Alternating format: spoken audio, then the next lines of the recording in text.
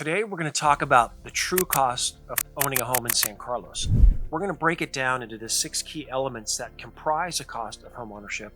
And we're also going to discuss why it's important for new home buyers to really understand these elements before they dive in and make the first purchase. For those of you who are new to the channel, my name is Chuck Galuli. I am the founder of Extra Real Estate, and I'm a top producing realtor in the Mid-Peninsula. This channel is dedicated to everything San Carlos. The reason I chose this topic is that I believe it's critically important for new home buyers to understand the total cost of home ownership before they dive in and make their first purchase. You'd be surprised how easy it is for someone to purchase a home that they qualify for, but they may not be able to afford. So let's go ahead and dive in. The first 2 elements pertain to those home buyers who need to take out a bank loan to finance the purchase of their home. And those 2 elements are the principal and the interest on the loan. If you're lucky enough to be paying cash for your home, then you can skip the step.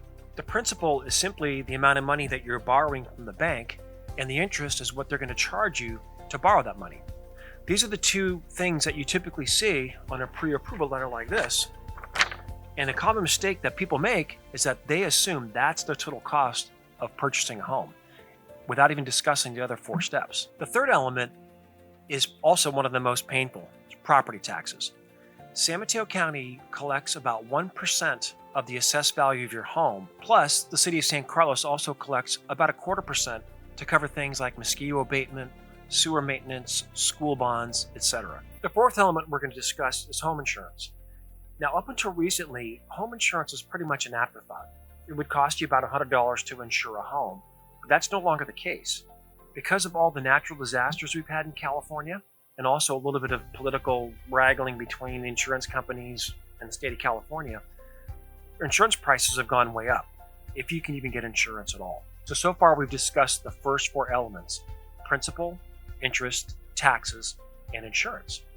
Those together comprise an acronym called PITI. And the reason I mention that is if you're ever talking to your loan agent or your realtor, you may hear that term, and that's what they're referring to. Cost factor number 5 is utilities. And what better place to discuss that than at one of my new listings? The utilities that you have to consider are gas, electric, water, garbage, and internet access. And that's going to run you about $500 a month or more. It's going to be more expensive if you decide to add air conditioning to your house too. Cost number 6 we're going to discuss is one that many home buyers either underestimate or they don't take into consideration at all, and that's home maintenance. So homes require maintenance, obviously to keep them operating, but also to preserve the value of the home.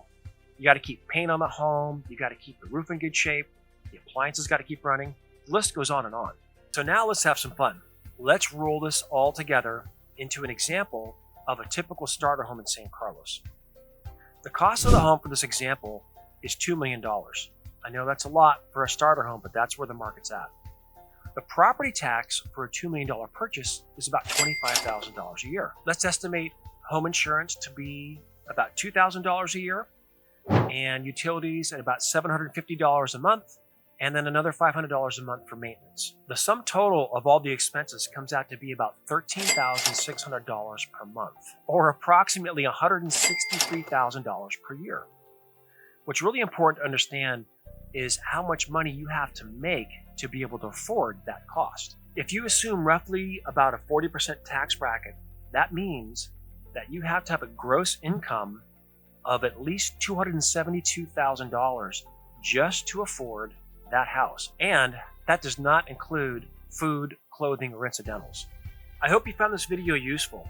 This was not intended to scare you away from buying a home. That would be very counterproductive for a realtor to do. But really what I wanted to do is drive home the importance of understanding the true cost of owning a home in San Carlos. I hope you enjoyed this video. We'll see you on the next episode.